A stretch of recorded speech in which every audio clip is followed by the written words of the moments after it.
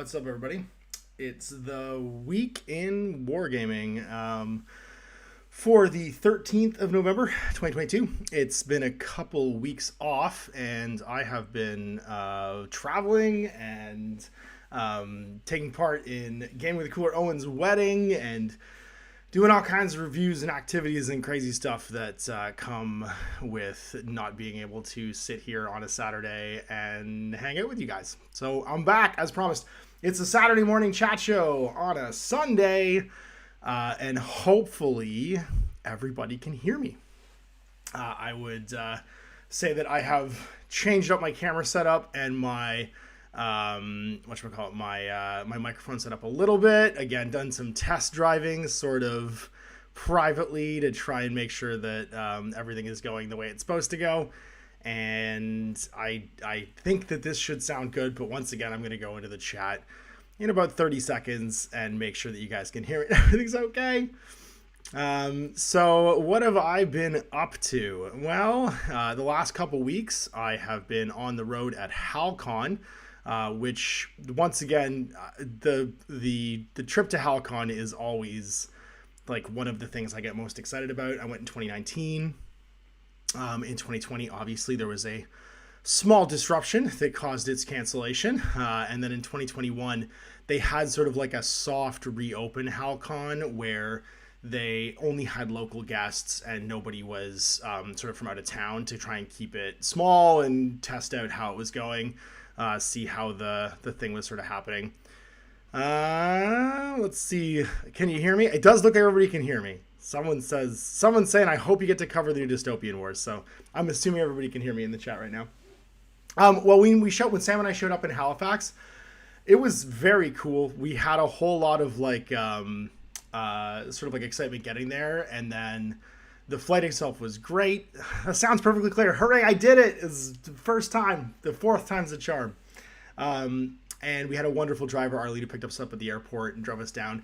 And as we were coming into Halifax, which is always a really cool drive-in, we got to go over the bridge. And there was the USS Gerald Ford nuclear aircraft carrier parked off the port of Halifax. So not only was there the biggest gaming convention and fandom convention in the Maritimes happening, but there was also like 4,000 Navy sailors on their first like international sort of like shore leave, hanging out in Halifax too, and it was wild. It was so cool.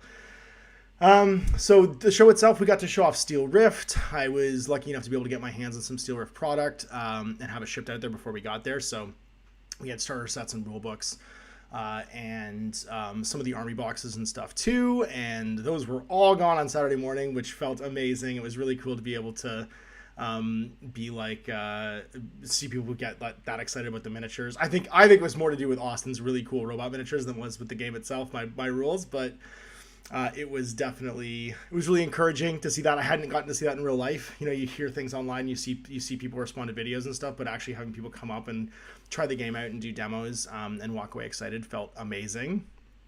It was really, really cool, and to have it all just be gone by Saturday afternoon was kind of mind-blowing. And we got to share the room with Extra Life, which was super fun. Don, the Extra Life crew, I got to play a 40k game with him to raise some money for charity, and people threw in some fun bucks to make crazy things happen. We had a Mortarian show up in a 1,000-point game to defend his Nurgle demons, which did not go well for Trajan and friends, but you know, it was never going to go well for Trajan and friends because I was rolling the dice. And we also got to hang out with Mini World Masters, which was a D&D group who were incredibly fun to share like our sort of like hall space with. They were like our other booth mates over. And they all dressed up as characters and ran D&D events the whole weekend, and it was super cool hanging out with them. They also did a stream for Extra Life. And yeah, and we had a great time. The show was incredible. All the people were incredible. It was exactly what I remembered from 2019. It was like one of the most welcoming, calm, like inclusive, cool events I think I've ever been to in Canada and maybe anywhere. So I will definitely be back to HalCon hopefully in 2023. Then, of course, the week after that, I didn't get to do the show because it was Owen's wedding, and you guys saw some pictures from that. It was super fun. It was great to see Owen and Dan. I got to hang out, Owen and I and Dan, on Friday night before the wedding. Got to hang out and sit out back on my porch and drink beer and have like a fire and just chat. And of course, that got us super excited about a game because Owen and I had played on Thursday night the game you guys got to watch the night before of Infinity, which was super fun. And of course, Owen and I have played. If you go back and look on GMG, there's probably more games of Owen and I playing Infinity than there is anything else on GMG. There's probably close to 500 games recorded of us playing Infinity, going all the way back to 2015. So, yeah, so getting to play that was really exciting. Owen and Dan both flew to the studio for some terrain and some models to take back so they could start playing Infinity again back in Calgary. And actually, Owen just played a tournament in Calgary this weekend with his Hack Islam and got to actually shake the rust off and play some games, which he was excited about. So that's where I've been for 2 weeks. And obviously in that time, there's been lots of stuff that's come out. So I'll chat a little bit about the what's up in Wargaming for the last 2 weeks-ish. You guys got to watch some GMG reviews and see some stuff come out. Obviously, the Slaves to Darkness book came out during that time, along with the new Army Summoner for pre-order. We had the Ogres go for pre-order as well. We have Xenos Rampant, which is now for pre-order from Osprey. We have the new Cadians stands box for the Imperial Guard as well. I've got some new stuff to check out too, but I'll talk about that later. I managed to get a cool new book at HalCon. And then, yeah, Chad just said Owen came home to play a game of Infinity, but he actually just squeezed in getting married on the side. That would be funny if it wasn't probably true. So he was very excited about Infinity, and we hung out at the studio quite a bit during the whole production. But they had an incredible wedding, and Michelle, being the patient, wonderful person that you can imagine Owen would convince to marry him, was very, very giving with her time over to the gaming stuff that we ended up doing, which was wonderful and great and felt really good for me and him, and also was made us nostalgic. So we made a plan, because you guys talk about where is he gone and what's he doing a long time. We made a plan to hang out more online and use the tools that we know that we have, but because we're men and we're bad at maintaining relationships, we don't use to hang out on Zoom and do more things, which you guys will hopefully get to share in a little bit in the future too. Yeah, the most important announcement, the new Goff Raka. I gotta say that was I was pleasantly surprised by that Goff Raka video, because they just leaned hard into the whole Merry Christmas Goff Raka thing. It was enjoyable to watch. I don't know if it's a repeat viewing thing for me, but it was super fun to watch that thing. And the Goff Rocker video was fantastic, and the model's really cool too. Actually, I think he's one of the nicer Christmas minis they've done, because he's just fun and silly. I think he's great. So yeah, so much new stuff came out. You probably heard me talk about how I was really excited about just the design direction the Slaves to Darkness went in. How it didn't just feel like, when you compared the Ogre book to the Slaves to Darkness book, and the Ogre book felt like there's nothing really super wrong with the Ogres. They don't have a lot of the tools and sort of stuff that makes a 3rd edition AOS book a 3rd edition AOS book, so let's give them that. And it felt healthy and made me excited to play my Gutbusters, and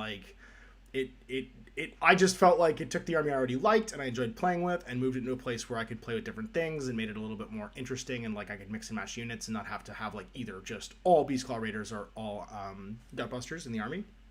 So that felt really good. But then the Slaves to Darkness army really did feel like they just took it from the ground up and made it more interesting. And it's funny, because the biggest comment I got when I did the book review was, you glossed over all the cult units. And I did kind of gloss over all the cult units, because previously I didn't think they were that interesting and nothing really popped for me. But there are some things like the Splintered Fang in there that are actually really, really, really good, that make those cult units actually worth taking. I kind of focused on the fact that they were battle line, and that almost felt like, if, from a design point of view, that was enough of a buff for me to make them interesting, because you had these cheap battle line units that then let you play with other stuff, and I kind of just dropped digging into them after that. But there was a few things that were key, because I looked at the units I had, the Untamed Beasts and the Fire Guys. Shoot, what are they called? Flame Guys, and the Iron Golems, and I was like, meh, they're not that different. They kind of just have a 3rd edition kind of version of their old rule. You don't reroll saves anymore for the Iron Golems. You get bonus armor if you don't move, that kind of stuff. And I didn't think it was going to be that big a deal. But then the Splintered Fan having exploding 6s, and then combined with all the other bonuses you can do to give cult units extra attacks and stuff like that, it was well, hey, here's a 90-point unit or a 100-point unit that could just go and dump 12 mortal units into combat. And I was like, oh, I probably should have noticed that. So I felt a little bit bad that I kind of ignored the ones either I hadn't painted or didn't have, because I was I dug into the ones I was going to be using and was like, they're not that different. I'm sure there's nothing here. And I just kind of walked away from it, which was my bad. I goofed on that one. So yeah, so then a great haircut. I actually haven't got a haircut. Well, I guess I get a haircut for the wedding. I have actually just had a shower. So I'm not my usual. I came in from a run. I showered before I did this time, so I just don't look like I'm currently trying to find a bridge to sleep under. Yeah, so that was really good. I liked the design direction of them, like kind of going from the bottom up, and it felt like. It's funny because the week before you guys saw me talk about Gnarlwood and that conversation interview I got to have with the Gnarlwood designer, and how I was like, I really hope that cognitive mental load question comes into, and like looking at things like from the ground up comes into game design more often. And then here we had a couple books where that seemed to be the case. And now the Cadia Stans book in particular, to kind of round out that thought, really feels like it was designed with like taking the hanging sea of invisible information off of 40K a little bit to like make it less stressful to play them. And I totally understand that people's army builds are going to get messed up and the conscripts aren't there anymore. Like there's a bunch of things that like veteran guard players are going to look at and go, oh God, why? But I think from like a health of people approaching the army for the first time in the game overall, I felt like it was a really good design direction for the codex, to kind of make it more digestible and not this kind of like ballooned out cloud of changes, or of like new things, because sometimes more isn't better, right? It seems like the codexes for the last few months have been taking the idea that like more is always better, more stratagems, more ways to tweak the army, more regimental things, more things to like stack on top option wise, and all you really do then is when you try and create more, you don't necessarily create quality, right? You just create more sometimes. And what it ended up boiling down to typically was there's 3-4 things that people always used, and the rest of it was just like smoke. It was like you were hiding the good stuff inside a cloud of other information that probably was either situational or useless, right? Having 3 separate stratagems for like guys with smoke launchers or guys with hunter killer missiles or guys with whatever. There's one that's probably going to be most often the best one. The other ones are just extra text sitting in the book that people don't use very often.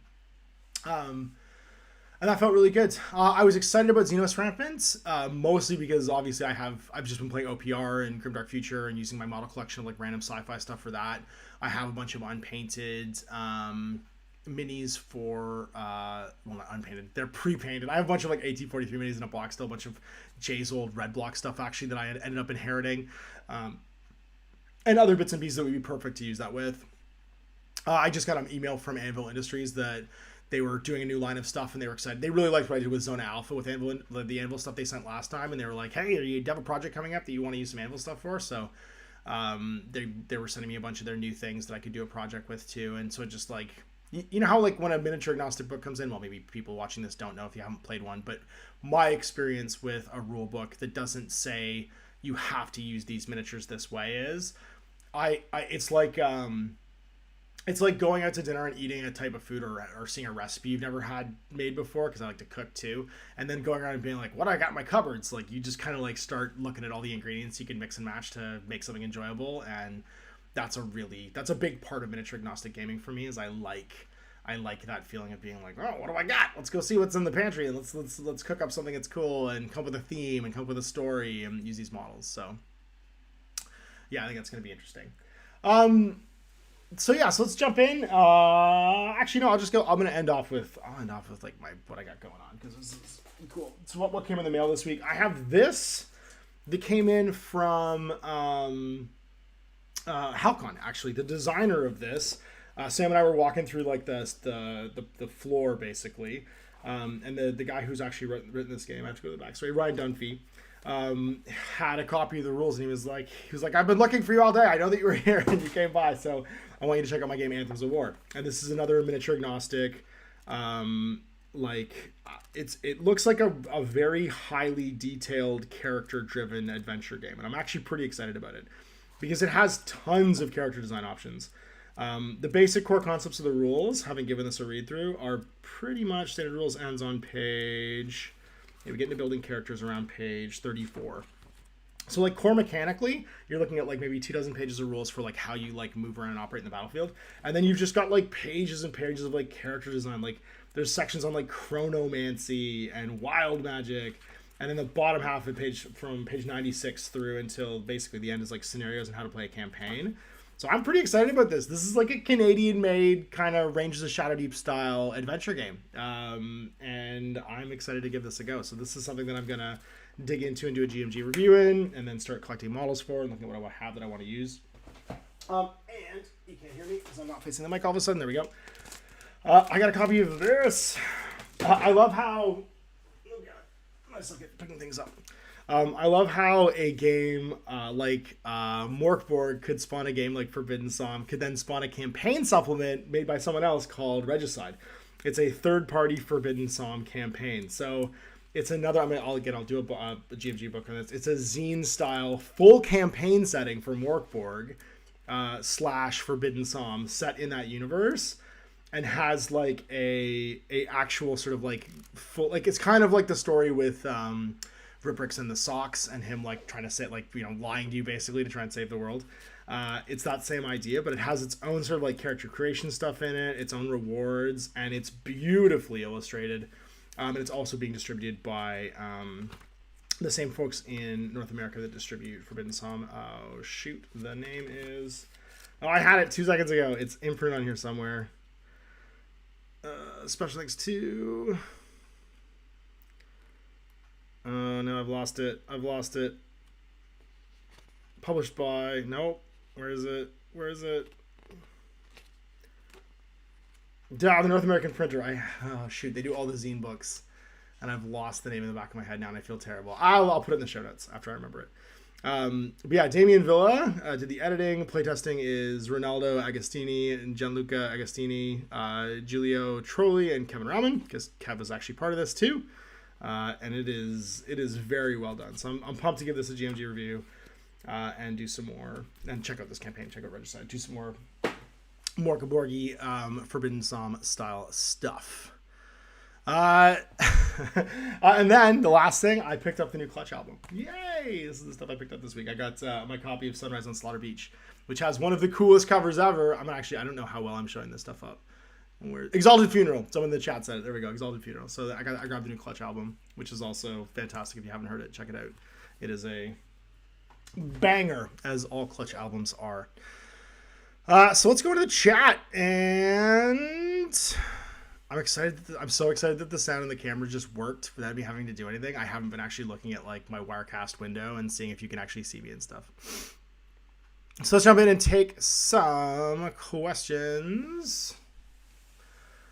Captain Ferret says, what sets Rampant apart from one page? So no army lists is the big thing. Like, I think the big key with OPR versus one page rules versus Xenos Rampant is a manual on how to make an army list, and the idea is that you contextualize units and you construct units to represent what your miniatures look like.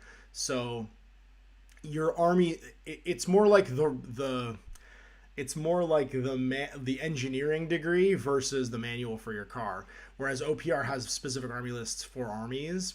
It presents you with like a core of how all the armies will operate in the table and then you have army lists that are thematically driven. You don't get army lists in Xenos Rampant. You get, here's the core rules of the game, build a company, here's example unit types and what those could represent model-wise, and then here's a giant menu to customize them based upon what you envision. So where OPR is still very open-ended, you still would need like a heavy walker, miniature for the heavy walker. Like you can still just kind of do counts as for almost anything in OPR, and that's fine. But there's like 25 to 30 army lists in OPR, and there's no army lists. There's examples of what you can make instead. So what they give you is, when they give you all the campaign settings at the end of Xenos Rampant, they give you like, if you're doing a post-apocalyptic game and you just want to quickly like put up and play, here's what you could make using the formulas for like a zombie horde or a unit of highly trained like SWAT team or whatever it's going to end up being. And that would be the core difference. Like mechanically, you're looking at roughly the same number of miniatures on roughly the same size table. They both have campaign rules. They both have nice, smooth running engines of like fairly light core mechanics. But between the two of them, what you're talking about is going to be sort of that full differential, is that you don't have to pick an army list to best represent your miniature collection. You just take your miniature collection in Xenos Rampant and go, this is the rules I'm making for that. Chris R says miniatures not seem to be Rogue Trader. I mean, yeah, sure. Rogue Trader did not care what miniatures he used. What else we got? Oh, Ryan Duffy's in the chat. Sweet. Everyone's Ryan Duffy on this present day. Yay, Ryan's in the chat. That's exciting. You got to see me show off his book. What else we got? And Ryan says, yeah, it's 24 pages on the rules, and then you can basically just throw in all the extra stuff as you like. What else we got? Paul Greer says, greetings from Texas. Hey, Paul. Robert says, you can build your own factions in OPR. They're redoing the points, but you can build your own races and factions. I'm sure you can. Like, I'm not saying you can't do that. I know that those rules exist. I'm saying that, like, core mechanically presented as, like, the main body of the rule book, that's the design intent behind Xenos Rampant. Whereas if you have the core rules, like, just download for OPR, then what it usually tells you to do is go find the army list that you want to use for your games. I'm not saying you can't do it. What I'm saying is one focuses on this, the other focuses on kind of being an optional rule set for existing miniature ranges. And I think to ignore that idea is to just ignore what's different about the two. One is presented purely as a design your own thing. We're not going to give you army lists for, existing model ranges. The other one is, here's the core mechanics, and here's, a bunch of army lists for pretty much every 40k army and and maybe Dead Zone army that you could think of, right? Chet says, did you check out the new Ariadne stuff? I want more of those Scotsguard to come out. Yes, I am very excited for all the new Infinity releases. I mean, I'm in an Infinity rabbit hole, and this isn't Owen's fault. I was already starting to fall into it when I went to that tournament back in October, but you guys always ask me what my favorite game is. I never get tired of playing Infinity. And I think the reason I never get tired of playing Infinity is it's almost like doing Sudokus, right? Like, every time you get presented with a new one, it's not the same as the last one you did. And the problem set of the 3-turn game that you play is going to change turn by turn. So on turn 1, you're presented with a problem set. You do your best to solve it. On the end of turn 1, your opponent has reset the board state, and you have to, like, approach it and go and, like, try to change the shifting priorities, use what tools you have left based on the attrition that your forces had. And I find it to be incredibly engaging. It's a game that I find really engaging, and it also fits all of, like, my personal current hobby, like, check marks, as far as time, being able to build and paint a new army, like, in a night, basically. Like, if I want to start a new army, I need 15 models usually. And getting 15 models painted for me is not a problem, obviously. Versus if I want to start playing a new game in other game systems, it's the same ingredient mix I got so excited about for basically any of the skirmish games I played, but like Bushido or playing Marvel Crisis Protocol, where you paint like 3 or 4 new models, and all of a sudden you have a whole new game experience that you get to play. So that is always going to be a rabbit hole I fall down. And I really wanted to do a new army. I have plans for some new types of Infinity content I'm doing too. Owen and I hatched some plans with Dan when they were down here, and I think it's going to be really good, and it's going to be a side thing from GMG, just like pure Infinity content that I want to make. And I realized when I got this excited, I needed to channel that energy somewhere. So Corvus Belli is a company I really like working with and doing partnership stuff with, because they are very healthy as far as like how they interact with the community and how they do releases and how they adjust their rules and how they support their organized play and their non-organized play and painting. I think they approach everything from a very balanced point of view, and as a guy who's pretty easy to keep happy, as long as you keep making stuff that kind of goes out for everybody. I like seeing other people be happy, so I don't like seeing a part of the industry get ignored, and Corvus Belli definitely tries to take care of all the aspects of what people like about the hobby. So there it is. I'm going to make more stuff, and I am excited about the new Ariadne things. Ryan says, you mentioned the Anvil Industries stuff. I've been a long time member of their Patreon, and that Patreon pays for itself over and over if you have a printer and want to play modern or sci-fi games. For sure. They have tons of stuff. Summerin, Sumer, and Akazas, am I late? No, this was me like catching up off of last week and the week before. I didn't have a chance to do either of these because I was at a wedding on Saturday the previous week, and Sunday I was obviously hungover and doing things, taking care of my kids. And then the previous week we were in, Sam and I were in Halifax all weekend, so I didn't have a chance to do the show, and I was focusing on paying attention to everybody who was there and not being distracted by trying to getting online content. So I had today, and I was recording yesterday actually. Mike came down and we recorded 4 games of Warcry, which was super fun. We played 4 games in a row of like the match play stuff because we're kind of waiting for another campaign arc to come out from GW. And that's why I wasn't able to go on Saturday morning, but I had Sunday. I'm going to go play Infinity actually today with Jordan at 12:30. So I figured I would give you guys the hour and fulfill my promise of actually doing the weekend Wargaming this week and come in and talk with you guys. And also testing out my cool new setup that I've like dialed in, I feel like, for the show, which I'm hoping is good. What else do we have? Hey, from Montana, from Orky Bob. Hey, Orky Bob. Wolfrey says greetings, and Christopher Lee says I love arrows. Yeah, I mean that whole mechanic, right? That like act response mechanic in Infinity is part of why, like I said, it's so engaging turn by turn, and you feel like you're always in the game. I don't get bored if I'm just making armor saves and taking guys off. Like I will totally check out emotionally from the game and not enjoy it that much. What else we got? Wolfrey says, hey Ash, I'm painting my Conquest Knights at the moment. The minis in game are super fun. Do you plan on playing on your channel?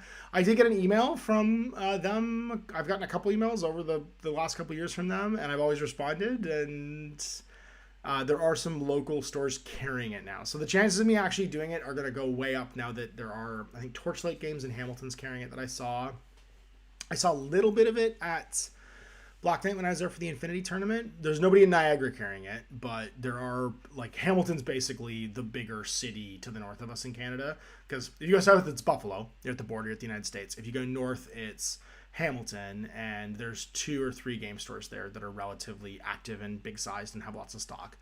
And now seeing it in those 2 stores, I think I'll probably be able to get opponents. So I'd like to try the skirmish game, I think, first.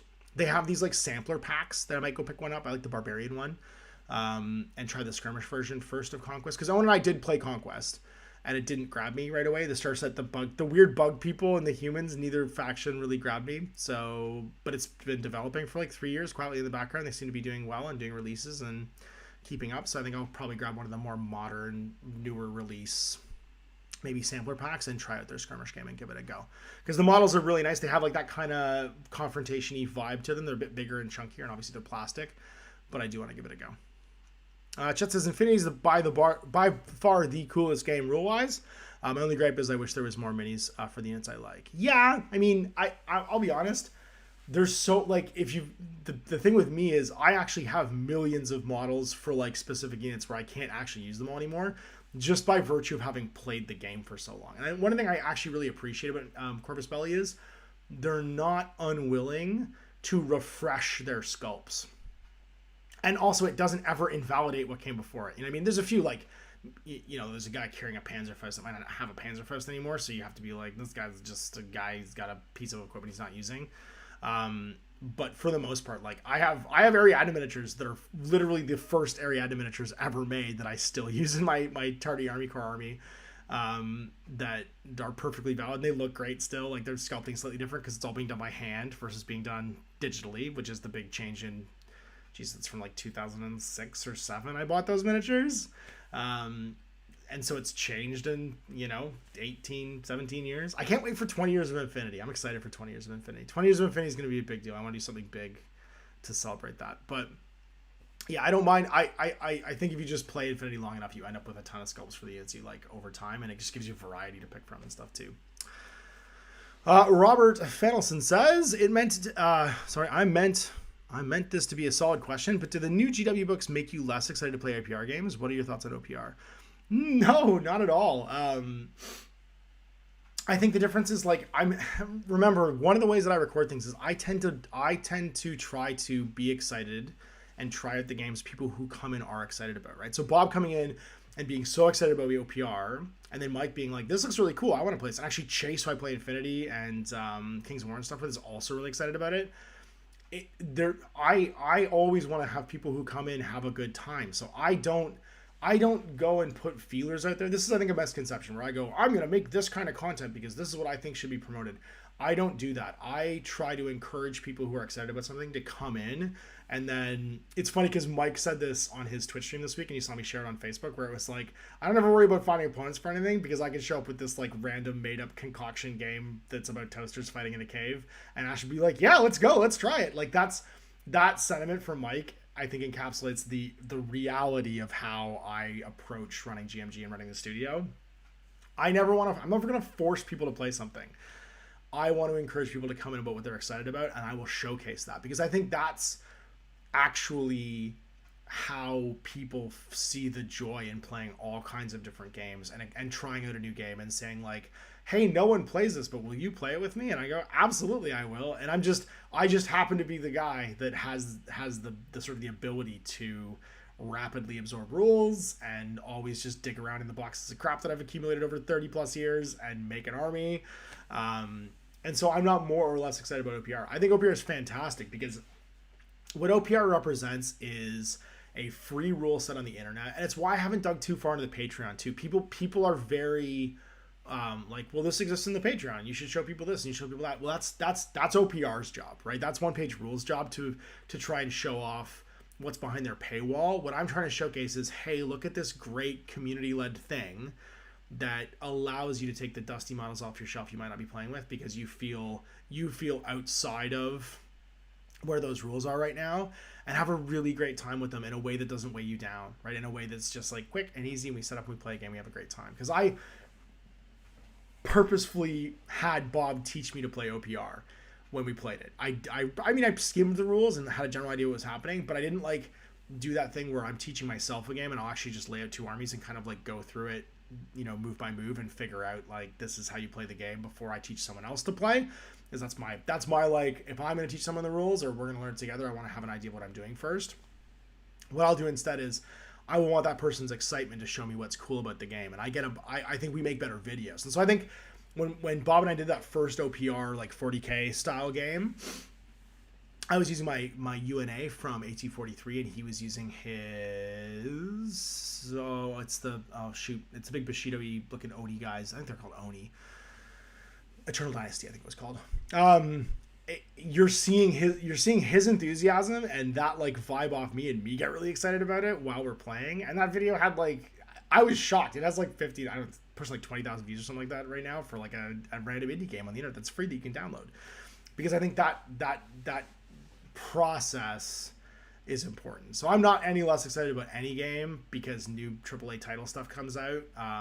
I think I'm more critical in trying to examine the AAA title stuff to see how it can unlock that same feeling. And I tend to bend the AAA stuff to my will a little bit and go, hey, what's a cool, fun, different way we can play this game? And that's why I like playing 1,000-point games of 40k. Like, I have no interest in playing like ITC terrain. You know, it's just like MDF walls and stuff. Like there's no joy in it for me, right? So I like making these little project armies and playing like a little like crusade or narrative campaign, or even just 1,000-point match play games. I really enjoyed those. We had a great time playing those over the summer. So yeah, I'm very much a person that doesn't believe that being excited about something detracts from anything else. I have that talk with my son all the time, where it's like my daughter will get like, Kat will get something cool happen to her, and Cash will have like a what about me thing happen and get like sulky, and I'm just like, but just because something good happened to somebody else doesn't in any way take away from your happiness. Like, just be happy other people are happy. And that's kind of how I try and approach wargaming too. I'm excited for pretty much everything all the time, which is probably like a mental illness that I should talk about with my therapist, but I'm not going to. It seems to be working so far, so I'm just going to keep riding it. What else we got? Oh my god, the chat's blown up since that I went off on that apparently. Sorry. Christopher Lee says multi-part kits for Infinity would be great. Yeah, maybe. I don't know. You don't need a lot of them, so like I don't feel like doing. I mean, maybe they'll move there someday in the future. I feel like I get excited about the new kits because they're all kind of unique one-pose kits. I don't try and expect what other companies do from the companies that I'm currently excited about. I do like the big things turning to Siocast though, because the game is so interactive with terrain and metal models, just by virtue of the fact that Primer is incapable of sticking to metal the way that it sticks to plastic. They tend to just have more wear and tear on them, like chipping wise, and even like adhesion of like super glue wise. I'm excited that the big models that always have like bits sticking off them, you know what I mean, like are way up in the air. And because you're always trying to hug the terrain in Infinity, just will get chipped and damaged. Like if a toe is overhanging a base and you're constantly trying to push that base into contact with terrain to get cover, that toe eventually is going to get banged into and start to chip and stuff. The Siocast stuff just won't, because it's a like a high speed injection resin. It has the ability to be bonded with the primer, and so I haven't had any rubbing or shipping issues with it at all. So more Siocast remotes and tags will make me happy. I'm totally happy with them, and I want them to keep happening. Summer in a CAD said, "Why aren't you on the GMG Discord much?" I mean, I am. The thing is that like it's pretty slow, so I'll check it and there won't be anything, and I'll check it the next day and there won't be anything, and then so I won't check it for like 3 days because I just assume it doesn't happen. I think the problem is I don't check it enough. I've got it reinstalled back on my phone, and I've been trying to use it more this week. Actually, weirdly, I've been trying to use the Discord more, and I posted links to the Discord in the Ontario Infinity groups because I'm trying to start pulling all the people that played Infinity before the pandemic back together, because I want to start an Infinity like regular gaming thing in Niagara. And so I'm slowly trying to get everybody to come together, and that's why I'm planning an event for January for Infinity to kick off like a quarterly Infinity get together and just throw a good party. Because if you throw a good party, everybody goes off and tells people that it was a good party. And then brings more people next time to the party. I learned that in high school, right? You got to make, for your first party ever, it's really important it's a good party, because everybody goes back to school and it's like, were you there on Saturday? And they go, no, I didn't even know that guy threw parties. And then you go, yeah, that party was crazy. You got to come to the next one. So I'm working that like high school kegger magic, hopefully on Infinity for the local area, and getting more people playing, just because I want to play it more. And I want to have one game that's just for me that I play off camera that keeps me excited about miniature wargaming, because I think it's going to be good for GMG.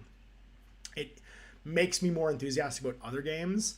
It's the same thing I do with painting, where I will infrequently share like painting tips and painting videos, because painting is like my me time in front of the TV, where I get to watch the Cabinet of Curiosities and I get to do things. And I'm trying to pull people together. I'm going to try and be more active on things like Discord, and especially like using it for locals to get together and chat and pull that stuff together, just to make it so that we start a conversation. And I'm also going to use it to try and to keep in touch with my friends that are too far away. And because I'm a stupid man and not emotionally in touch with myself, I tend to let those relationships down and divide. Dan Fox says, I wish Infinity had some non-symmetric missions. Not good for ITS, but it'd still be fun. Yeah, I think so. I think there's going to be a real, hopefully, opportunity for... I think Infinity has two things that are an opportunity for it. And the Direfos packs do all come with like a narrative mission that I think would be... I should probably, as like an advocate for Infinity, showcase that more. I also do think that the ARO mechanic in Infinity, and it's funny because my friend Christian over the pandemic wrote some of these, and I started writing some of these, and I got locked out of it. My brain stopped working on it, and I didn't finish it. But some solo play rules for Infinity, because I do think the ARO mechanic, and like even just the way the troops are classified, you could come up with a really simple, intuitive, fun solo mechanic for Infinity that would unlock playing it for more people, that is based on like Ocean's 11 style heist stuff. Like really leans into that Splinter Cell special operations. You're using 3 to 4 models, almost a Range of the Shadow Deep thing, but a solo play thing against like AI minions. There's like a real opportunity there, and I can feel it there in the mechanics of the game. I can see it. I can see the outcome of playing it. I need to be able to put that end result I want and the pieces missing from the core mechanics into some kind of like logical path in my head. And I have a bunch of notes for it, but I kind of abandoned it halfway through the pandemic and was focused on other things. So yeah, I need to come back to it, because I think there's some big like opportunities there for that game system. Hi, European on Grimdark Future FTL. Perhaps there's a desire to play space battles. I would love to play FTL. Yeah, I've got tons of like... Actually, I was thinking about that the other day, because I have all of my stuff I did for Billion Suns 2 when Mike's game came out that I could easily play FTL with. So maybe I'll do that. Artifice Man says, are you planning on ever doing more with last day's Zombie Apocalypse? I am actually having a conversation about that right now that I will not tell you any more about, because I don't want to make any promises. And it's very early in the conversation. Thomas Lundstrom says, hello from Sweden. Caldorf says, yeah, the models are pretty cool and the doors look cool. Beto says, morning Ash, and thank you for all that you do. Thanks, Beto. Caldorf says, for Conquest, sorry. Tim Broughton says, yo, just jumping to say it was cool to see Gaslands again. It was really fun to play Gaslands again. Yeah, I really want to get to the Blaster campaign and play through it, the like Legacy campaign that Mike did, because it's really cool. And some of my favorite board games are Legacy board games. Um, it's always just like it's always just finding time. There's so many things I want to do. It takes that person, like I said earlier, it takes that person coming in and being like, yo, I really want to play, blah, and then we jump on it and we make that plan and we do it. So usually it comes and goes in waves, and I get like consistency wise for you guys, it isn't like the best, the most ideal, but also it's without me hiring a staff of like 100 people, it's physically impossible for me to cover all the miniature war games that are great out there right now. There's so many great options. And doing all of them is just impossible. And so I'm trying to balance my time between stuff nobody's seen before, like the stuff that's on the floor right now that I just showed you guys, stuff I haven't done yet, like Conquest and those games, stuff that's new and interesting, and like triple A title, like, you know, like the Games Workshop stuff and Infinity stuff and whatever's coming from like the major publishers like AMG. And then stuff that's just for me, because if it's not just for me, I will eventually run out of steam on the both sides of that other stuff. You know what I mean? I have to also do stuff that makes me happy, because that's where I get my energy from. As a person that does this all by themselves, there's no staff. If you're looking for the person that does this, that edits the videos and does anything else, it's just me. What else we got? Orky Bob says Shatterpoint's cool, but what about X-Wing? Joking, I can't wait for Shatterpoint. Yeah, that was a lot though, right?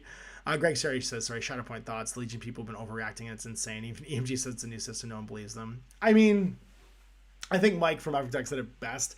He's like, well, there's fandom fans and then there's Star Wars fans, and Star Wars fans will always find a way to hate the thing they love more than anybody else. I think that's just probably that extension of that overreaction. I don't put too much weight on the internet overreactions, because there's a video and some pictures of miniatures and nothing else. And if a company says it doesn't mean the death of something, then it doesn't until it does, and then maybe someday it does. But like, no one's gonna take your Legion stuff away. You can keep playing Legion forever, even if it doesn't get a new release ever from now on. I'm a person that still plays Mord. I got Mordheim cardboard sitting back there waiting for me to get to it, that I definitely need to get to do like a whole new launch on Mordheim, that way I did with 2nd edition 40k, and I really want to get to that, and I need some time to get to that, and people need to stop releasing new things so I can get to that, because the industry is getting paved over by new releases every 5 minutes. That's personal gripe, but and a good problem to have for the industry. But the I think the overreaction was more to do with just the nature of that fandom than it is just, and the miniature wargamers also tend to be, you know, prognosticating doom and gloom at all times.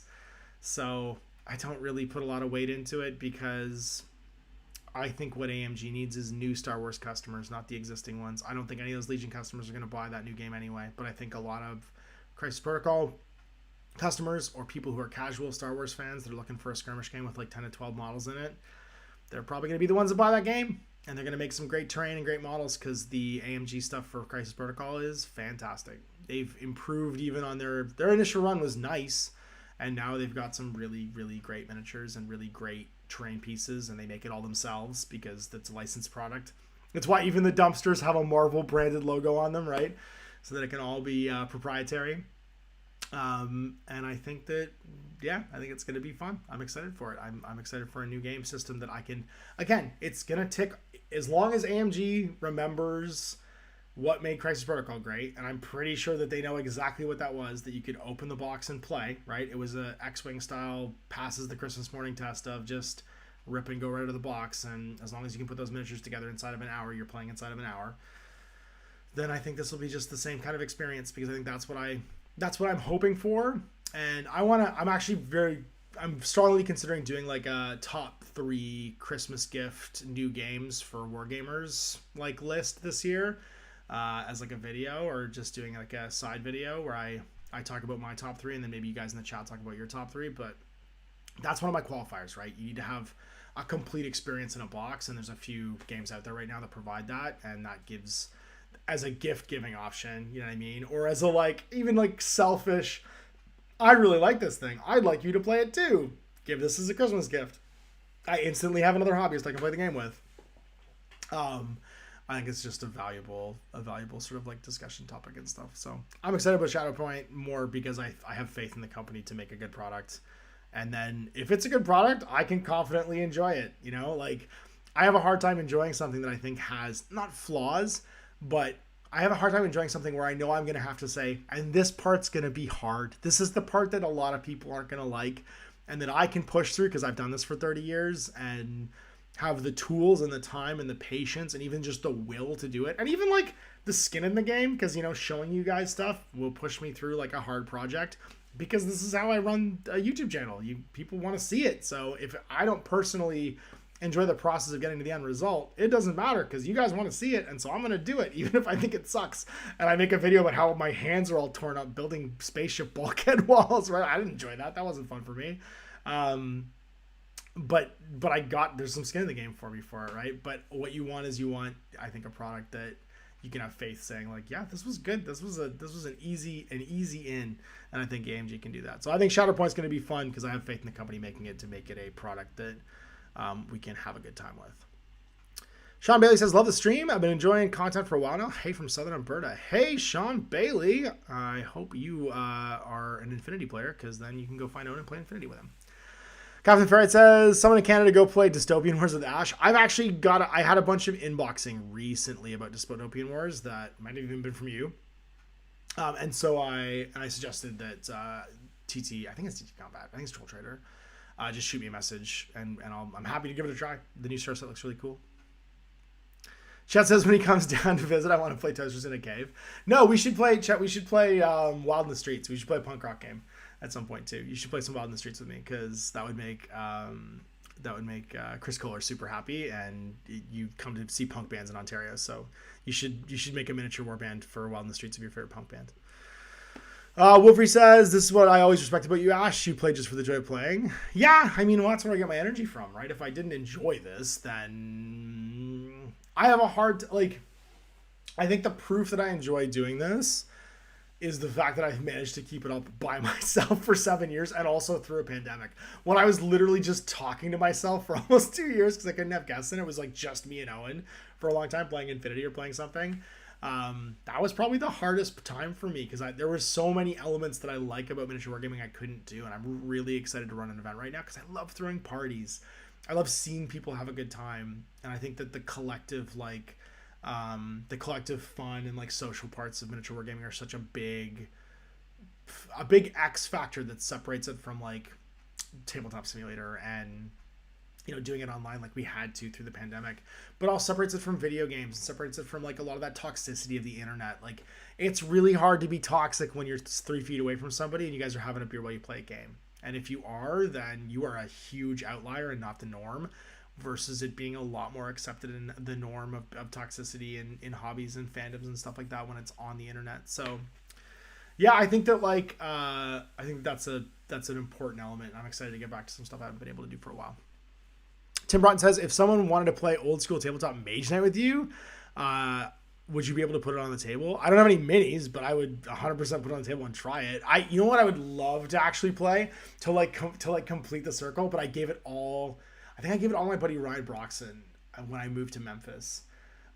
Was all my old Mech Warrior Dark Age clicky game stuff. I would love, because some of those mechs are just insane. I would love to dig up some of that from somewhere and play just a little demo game to be like, and this is what this was the time when there was a giant schism in the BattleTech universe, because then they pushed it into a post-apocalyptic nightmare world where everything was, they pushed it, and the original fans were like, what is happening? This is not for us. This is insane. I think it's an interesting thing. But you know what Jay brought in, actually, because actually it just went live this week, and Jay and I have it to play, and it's on the list, is he has the Marvel, not Mage Knight, shoot, what's it called? Marvel, it was all on Hex Tiles, and maybe someone will say it in the chat. It was a Hex Tile based miniature war game that was really popular for a minute, and they used the hexes for BattleTech. HeroScape. He has the Marvel HeroScape box set that he got a bunch of years ago and he was getting rid of. He's like, do you want to do a game on this? And I was like, yes, because Hasbro's doing a new edition of HeroScape right now, and he had one of the starters, and it's like a complete game in a box. And I thought it was cool because it was also, hey, look who had the Marvel license a little while ago, and where it was at is before all the Marvel movies are coming out. Look what the Marvel license was worth then, and look what it's worth now. So I want to pull that box set out and do a Throwback Thursday HeroScape thing too. I think that'd be fun. What else we got in the chat? We got like 10 minutes left, I think. Oh, jeez. What am I doing? I'm hitting buttons I shouldn't be hitting. Linklack says, honestly, Ash, I've always been inspired to think and play like you do, fair and fun. I mean, I don't think I'm more fair and fun. I think I think the trick is being self-aware about what you do and don't like and being super honest about it. Like being super honest with the people around you.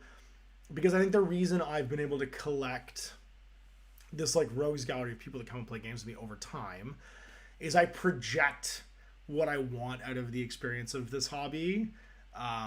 And like-minded people are gravitate towards that, right? Like you tend to, you don't see a lot of competitive ITC players on my channel because I don't project that. I don't project that I care about the analytics of the game. And so they're not who comes around.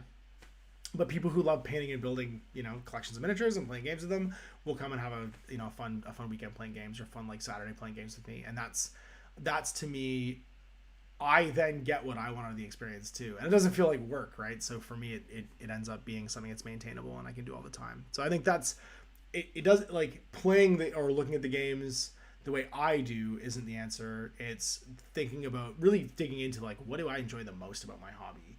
How do I express that and find people? And like when I meet someone that really likes a hobby like that way, don't like just let them wander off. Be like, hey man, do you want to play another game next weekend? I really enjoyed that. And then you end up with the Jays and the Owens and the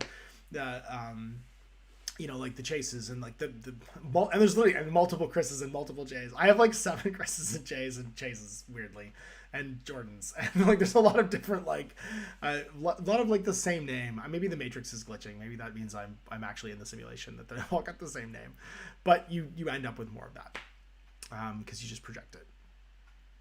What else we got? If someone wanted to play Old School, that was the main thing. Captain Fred says, yeah, the local 40K club does all ITC train all the time, and it just looks depressing. It's funny. I just think it's funny how times change and how you import your biases between fandoms. Because, like, I can remember 40K players going into the War Machine room 8 years ago and being like, look at this game. Like, what is this? They're just standing in circles and there's, like, no terrain, or it's all just, like, boxes and it's all very, like, two-dimensional. Like, what is this thing? While they're playing on their, like, GW train boards with the plastic boards, even because it was before game mats, you know what I mean, that had like textured profiles and stuff, and then the models are all falling over. Nobody cared. And then that community basically is slowly importing that way of playing into 40K, and I think that's a really interesting, like, just from like an anthropomorphical part of you, watching that video game fair play mindset drift between fandoms and different properties, and now it's really entrenched in 40K. When 9th edition came out and I was like, oh, so all the scenarios in the book just use ITC scoring, hold 1, hold 2, hold more. Interesting how that just floats into your design mechanic as people get older and age out of the design studios, and young people come in and they bring that mindset in. Hey, why don't we use scoring from this kind of game that I really liked? Like, I don't think there's any like insidious like plot to do any of that stuff. It's because it's what becomes the norm, and the norm slowly migrates into the mainstream, and so now the mainstream is doing that and accepting it. It's interesting. What else we got?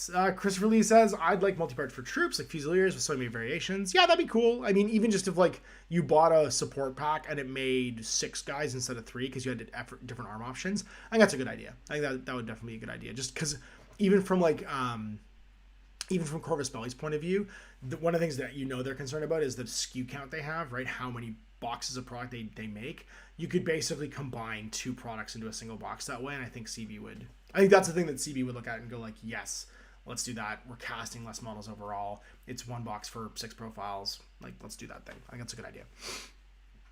And then Psycast is really good. I got the Zeta in Psycast. I did too. I won. I didn't win. I came second in that event and grabbed the Psycast Zeta. So I actually gave Dan my metal Zeta to paint up because I happened to have 2 copies of Wildfire, whatever the O12 starter set was.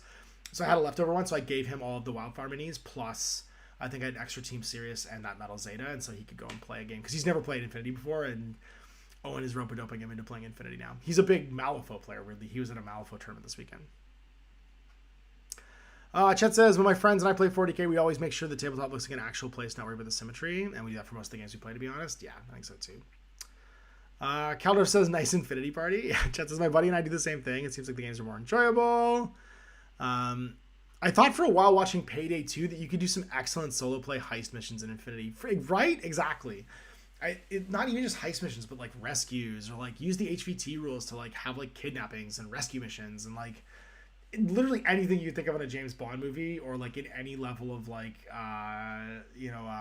what is it, SOCOM, like where you're just breaking in somewhere. Like those could easily be Infinity missions that you could play solo. And what I would probably try and do is write them around box sets. So if you could like write almost like a Darfo's way, you don't write the army list of the person playing the game, you let them use their collection, but then you take like your up for is this starter set of minis. So like the action pack from Starmada, and you're trying to like rescue someone who's been like arrested by the cops, you know what I mean? And these are all the bad guy miniatures that could be in like 4 linked scenarios that tell a story. I think there's a real like design opportunity there that would be fun to do, and it would be a cool product line, because you could just literally be a booklet you pack in those action packs that make them like solo play boxes. What else we got? Paint My Eye says, any opinions on the new Star Wars Shadow Puppet game? I actually just went through it, so I just answered that question. The short form is, if you can go back and obviously you can watch this afterwards, but short form is, I have a lot of faith in AMG to make a really cool starter product. I don't think it means that, obviously, as a bitch wargamer, I think that you can keep playing the game that you like forever, but what really feels threatening is when it's no longer being held up in lights.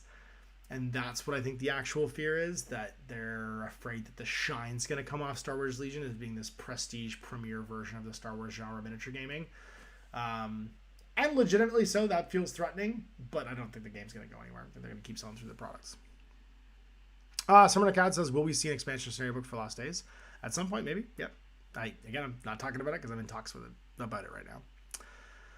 Linklex says, have you checked out the Darkest Dungeon board game? I saw it was like kind of chibi, so that kind of turned me off of it, but I did see the crowd fund for it.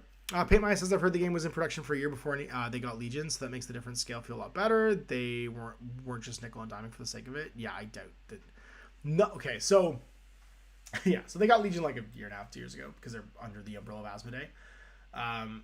There's no way that Disney moves fast enough that they didn't already have it in the works, right? Like, to get a licensed product like that from a megalith like Disney takes years of like even just back and forth in the concepts of like, here's the sculpt, does this meet your criteria for like likeness rights and all of the legalese that goes into doing each of these characters.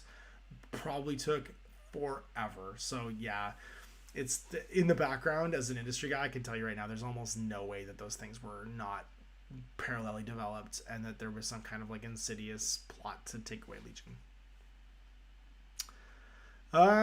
Chris R says, creating a proprietary garbage dumpster is kind of poetic. I know, right? Yeah.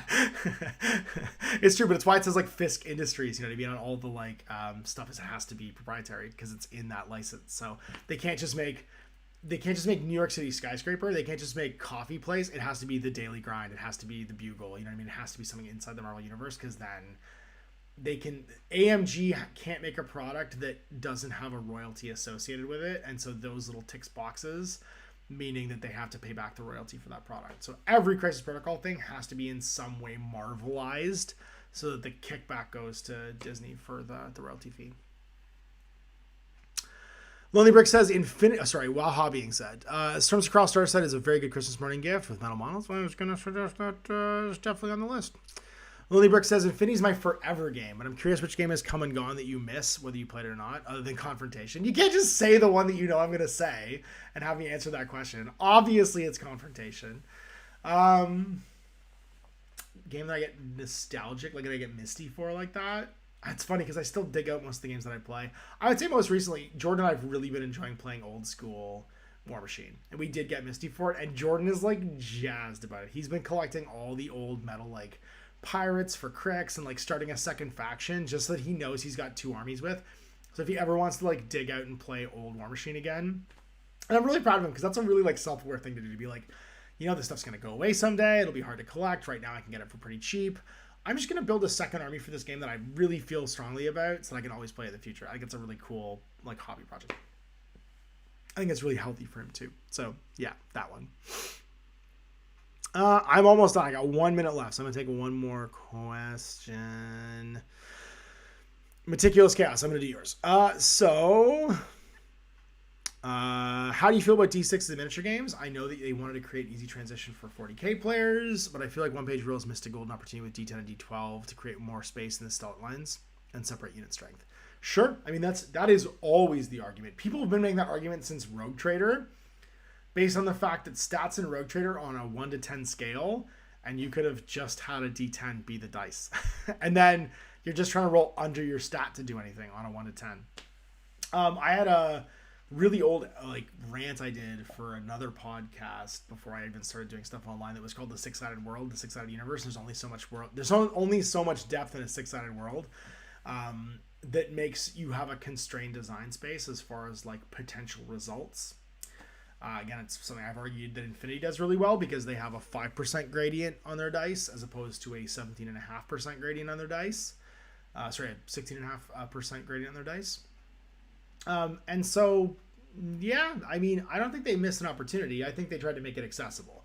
I think OPR's number one design philosophy is get the miniatures on the table and have fun with them and don't think too much about it. So I would not say that's a flaw in OPR because I think it's in their design mission to make the transition accessible and have people make a familiar experience that's easy to get up and have go and is free and for free online. But that doesn't mean that there isn't like a great argument to be made about a 10-sided or greater dice size design skew in miniature wargaming, because I think it just opens up your design opportunities, and I think that's reflected in the 2d6 mechanics for although the bell curve limits you a little bit in like Battletech and War Machine originally.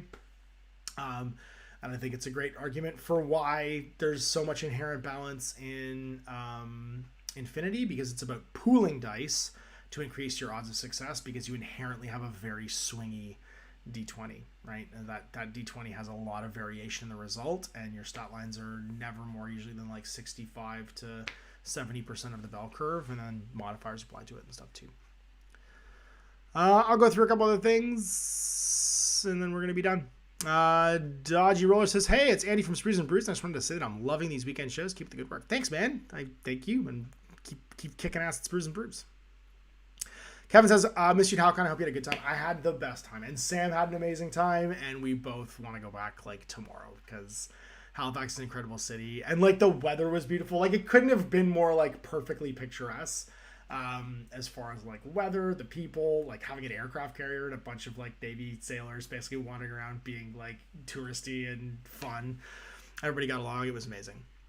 VE says, have you thought about sharing the Weekend Wargaming on podcasts like I did with Let's Talk, or is it too much work? It's not. I'm thinking about it, but I have a whole other side thing I want to do with podcasting in the future that's gonna take up my podcasting time. But you'll see what that looks like.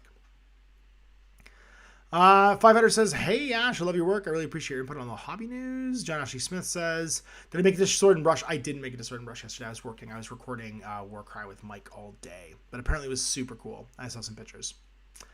And then Adam Redmond says, hey Ash, always love and appreciate your content. Just wondering if you'll be playing any Crisis Protocol games soon. I have a couple recorded already that'll be coming out. And then Caldorf says, great to get your live stream. Thanks for what you're doing, and thank you for watching. And then Hugh Sam says, I wonder what new quest related board game series are you going to create content for soon? Probably Classic Warhammer Quest. Oh, and the Navy guys volunteered with Habitat for Humanity while they were, which is super dope. That's amazing. That's super cool. All right, we're at over an hour. Holy moly, that just time flew by. I'm so glad that the audio quality wasn't garbage for you guys this time, and that we managed to actually solve all those issues. And yeah, I'm super happy that I got to hang with you guys on a Saturday morning show on a Sunday morning, but whatever. I'll be back next Saturday morning and actually get this like back on track. So we missed 2 weeks, but I had big things happening, so I'm not too sad about it. But I wanted to make sure I came through you guys and actually did a proper like one of these live shows. So thanks for hanging out, guys. I will see you guys next week. Ton of mash. Happy Wargaming.